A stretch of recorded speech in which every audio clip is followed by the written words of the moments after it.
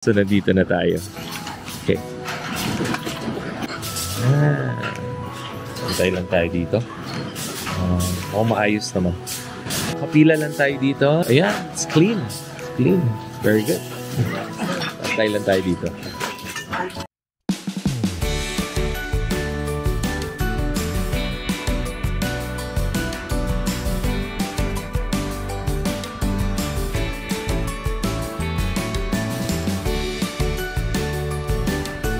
Good morning, fam! Maayong buntag, maayong adlaw, Calgary and Canada. Ayan. So, hindi ko pa kayo nakikita at wala pa akong contact lenses. But then, mag-good morning na tayo. At mahaba-haba ang aming araw today. Quick weather check from our townhouse. Ayan, sunny. Blue sky, Calgary. And good morning sa tanandera sa inyo, ha. Ayan. Oh, ganda, oh. Ayos, sakto. Weekend pa naman today. Yan.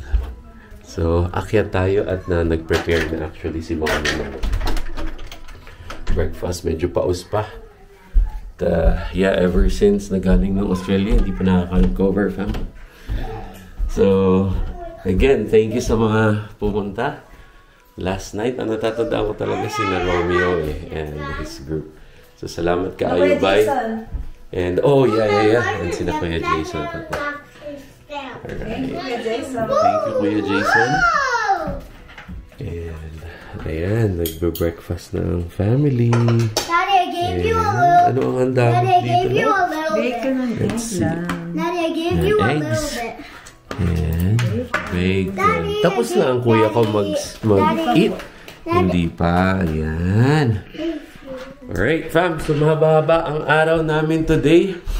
Kami ata ni Kuya Davon ay magbabasurero na naman.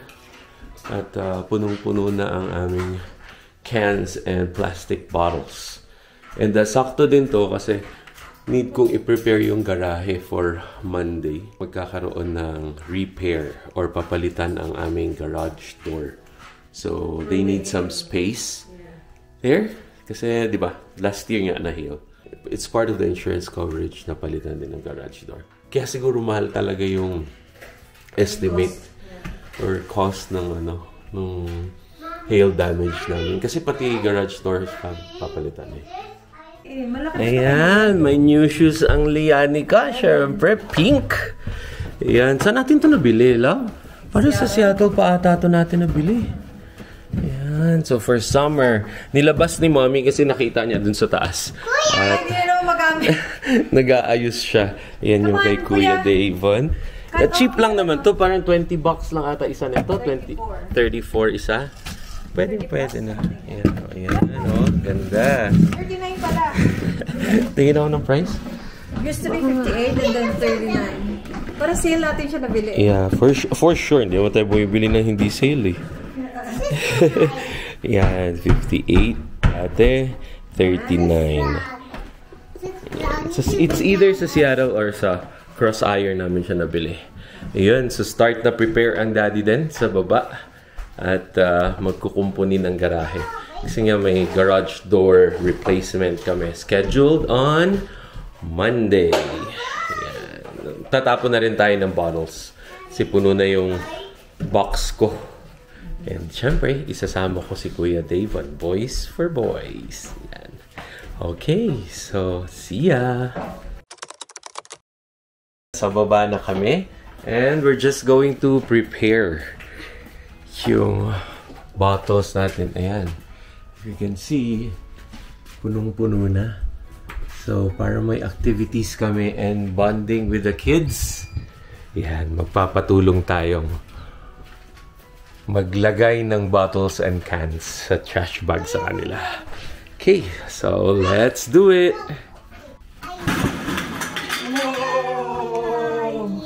That's a lot of cans! Daddy, do it again. That's a lot of cans. Put this in. Yeah. Come on, let's go.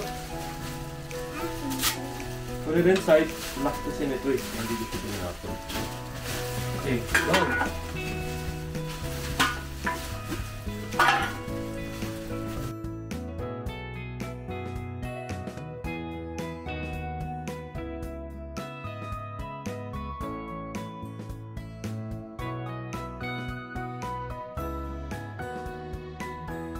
There you go. So, nakaset up na yung bottles natin dito. Yan. So, we're ready. So, tinatanong ko na lang kung sino sa aking mga anak ang sasama kay Daddy. So, it's either Kuya or Lianica. But, yeah, I'm convincing Kuya kasi syempre boys for boys. I'm cleaning over here. Okay. Okay, but, okay, that's enough. You need to make it. Alright, so punta na tayo ng Bottle Depot para maging pera na to. At after that, papambili agad natin ng TNT. So grocery din ako agad. Okay, see ya! Ang labo nung mga anak ko. I thought may sasama sa akin. Biglang nung naaya ni Mommy upstairs, ayaw nang magsasama. So yun, ako na lang mag-isa ang pupunta sa Bottle Depot and mag-grocery. Sayang. Anyway, yeah, let's go to the Bottle Depot and then a quick grocery din tayo. Para na-miss kong mag-grocery din dito sa Canada. And yeah, if you want to check pala yung grocery prices and the difference between Canada and Australia, may video din ako. So I'll try to link it here above. Okay, so drive lang tayo. It's quite neat, like a 10-minute drive lang. Okay, so catch you later. Nandito na tayo sa Northeast Bottle Depot. Yan. Go. Yan, Northeast Bottle Depot ang tawag. So let's just prepare our trash bags here. And then, yeah, let's just check kung gaano kabilis din ang service dito. So, ayan yung ating trash bag. Prepare na natin to. Okay, see ya!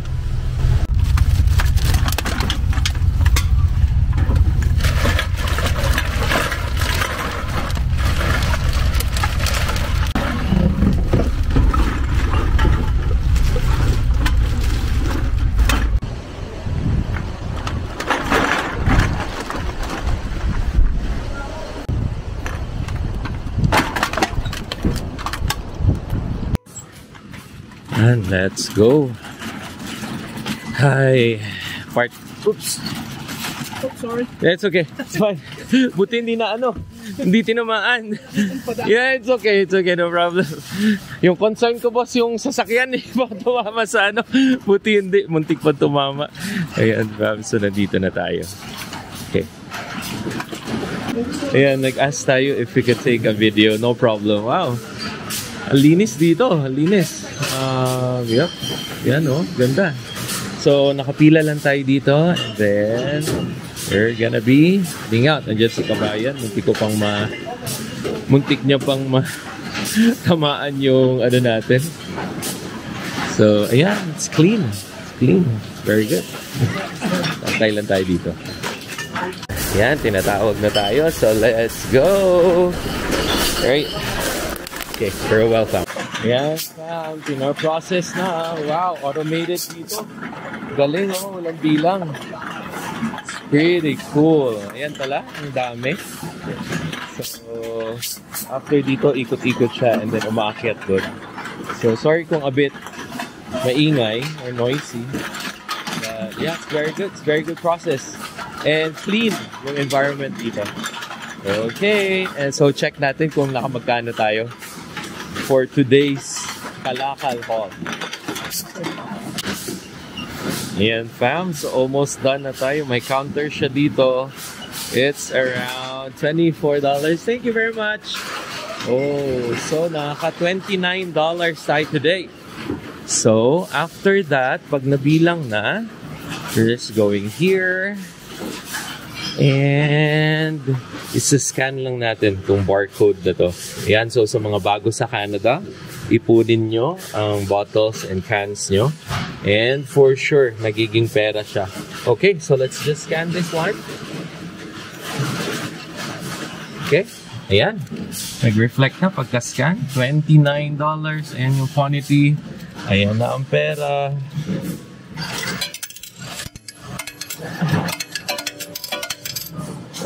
Okay. bottles naging pera. 29 bucks. Thank you. $29 din yun. Ayan. So, very clean actually dito. Sobrang linis.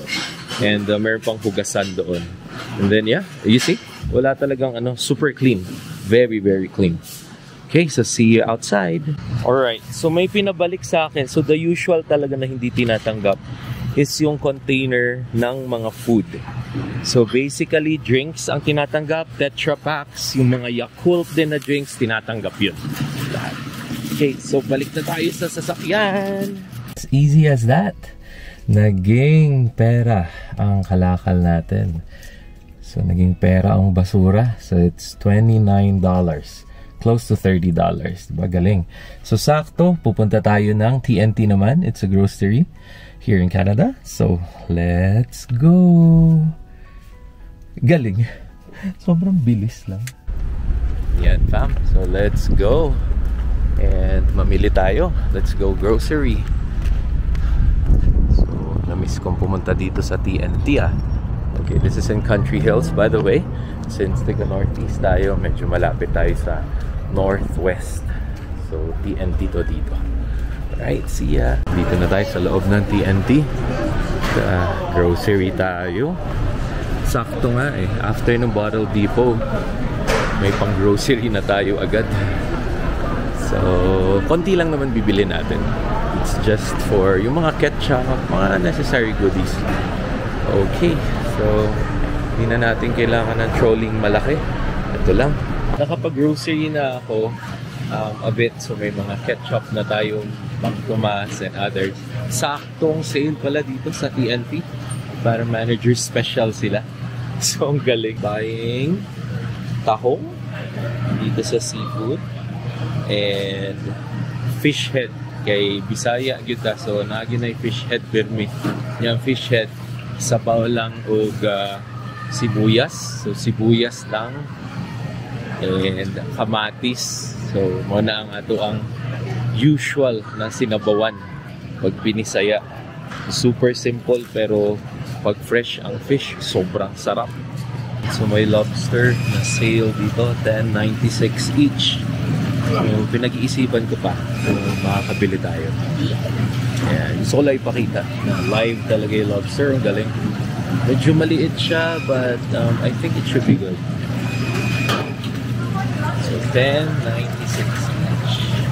So, tanong ko si Donna muna kung ano yung pwedeng luto. Parang Captain's Boil, pero hindi pa kami marunong ng Captain's Boil na luto eh, na seafood. So, ask ko muna si Donna bago tayo bumili. Here you go, fam. Ayan, so continue pa rin tayo, pero medyo patapos na ako. And, ito yung isa sa last kong hinahanap. Sobrang hirap nito hanapin eh. Yan, beef noodles and chicken noodles ng Lucky Me. There we go. So, for $49 siya. Kasi wala yan sa iba eh. And ito din, bili na rin tayo nito. Lucky Me, Pancit Canton, of course. Yung hot, $3.75 sale. So, bili din tayong isa. So, dalawa nitong Lucky Me kasi napakahirap mong hanapin. And isang Pancit Canton. Okay, I think that's it for the grocery. So, share ko kung nakamagkano tayo today. At medyo madami din akong nabili. Yan, medyo marami din tayong nabili. Kasi sale eh. So, sayang naman pag sale, bili agad. And bibili din pala ako ng cake kasi may pupuntahan kami this afternoon. Dito na tayo sa cake station ng TNT. So, namimili ako kanina pa. I think ito na lang para safe. So, 6-inch chocolate truffle cake. Ayan, $25 lang. So, pwede na yan. Ayan. So, para naman may ano kami. May contribution kami. Later. And kakainin din yan ni Kuya David and Biliani ka. See ya.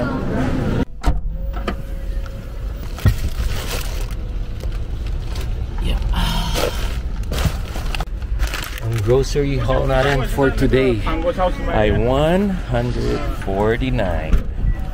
Yan. So So, pwede na. Madami tayong nabili, mga extra. Next stop is Canadian Tire. So, bili naman tayo ng mga filter ng mga sasakyan kasi i-change oil ko na sila. So, ako lang nag-change oil ng mga sasakyan natin. So, every 6 months, parang after winter, beginning of summer, change oil ko. And then, before mag-start ang winter, change oil ulit. Kasi syempre, pag spring and summer, yun talaga yung may pinakamadami kayong pupuntahan eh. So, medyo bugbog yung sasakyan in a sense. So, gamit na gamit. And then, pag winter naman, since December until February, sobrang lamig niya. So, pinapalitan ko around November. So, twice akong nag-change oil ng sasakyan every year. Which is yun naman ang advisable. And the max is more or less, target is 5,000 kilometers. So, para hindi mabugbog ang sasakyan and laging bago ang oil. Anyway, mura lang naman ang oil. Costco oil lang to. And, yeah, filter is what? $15? Pero, yung longevity ng sasakyan nyo, mas magiging okay. Okay, so Canadian Tire naman tayo. See ya! Okay, fam, nandito na tayo sa Canadian Tire. And sa tapat na tapat, may Mustang here. Then, yeah, naiwan nila yung susi nila sa loob. So, may problema. Nagka-problema sila. Man. Kawawa naman. Mustang, ganda. Parang Shelby pa nga ata. Mustang Shelby. So, ganda sobra nung sasakyan. Old school, parang 1970s yun. 1970s or 80s. So, dito na tayo sa Canadian Tire. Bili lang tayo ng filter. And I'm just gonna do my oil change. Siguro this weekend or next weekend na. Kasi may lakad bukas. So, yeah. I don't want to like compromise yung lakad bukas. Kasi nagkamali ako ng change oil. So, yeah. Dito na tayo sa Canadian Tire. And, yeah. So, bago sa Canada, dito ka makakabili ng, of course, yung pang auto, mga auto parts, as well as yung mga pang camping, household items, and everything else. So, madami silang mga anik-anik dito. Maganda din actually dito pumunta eh. So, punta lang tayo sa auto parts, automotive section, and let's just get oil filter. Punta na nga ako dun sa counter para hindi ako mag-iisip dito. Magtatanong-tanong kung anong klaseng oil filter ang pwede. And there you go. Ito lang ang bibili natin sa Canadian Tire. Yung Lucas upper cylinder lubricant, and then yung oil filter natin for the van, yung Honda Odyssey. So, swerte kasi meron pa sila nito. Honda, ano pa to? Genuine part, yung oil filter niya. And yung sa Kia naman, filter lang to na ordinary, Motomaster. But since nagpapalit naman tayo every 6 months, that should be okay. Right, so bayad na tayo. Dito na ako sa bahay and nakumpuni na natin ang lahat ng mga groceries sa taas. And then by the way, that's I think part of the maintenance of the units.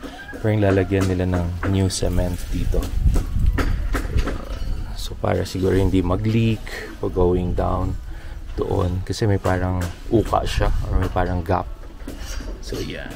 So yeah, so far naayos nila and ang dami pa nilang units na aayusin actually. So that's just I think part of the maintenance and covered na yan dun sa cost ng binayaran namin. Yung additional special assessment, I think that's included. Or perhaps it's not, pero covered na siya dun sa siguro insurance overall or maintenance ng condo fee. So yung condo board namin is I think medyo active naman siya and okay. So naka-landscape, maayos yung mga trash frequency, yung pagkuha ng mga basura, maayos. And then, yeah, overall, okay na okay talaga yung condo board dito. So, it's a good thing na, yeah, more or less dito kami nakabili. It's just that unfortunate kasi nga nag-hail last year. And that was the additional special assessment na binabayaran namin. So, originally it's 400, special assessments another 300. Ang 300 pala na yun is kaya ka nagkaroon ng ganon kasi ang damage nung hail is 1 million. So, kinover ng insurance yung 70%. Generally, pag mga insurance, meron ka talagang participation fee or parang yung part mo. So, 30% of the 1 million is 300,000. Yun yung pinaghati-hatian ng mga units dito. And more or less, that's around 3,600 per unit divided by 12, more or less $300. So, kaya siya ganun. Okay, so, in-explain ko lang kasi just in case na may magtanong about pag nami-mention ko yung special assessment and all. So, ayun. So, dito ko na tatapusin ang video na ito. And hopefully, nag-enjoy kayo sa aming jam and sa pagsama sa akin din. So, thank you everyone. And yeah, hope to see you on the next video. Hang loose!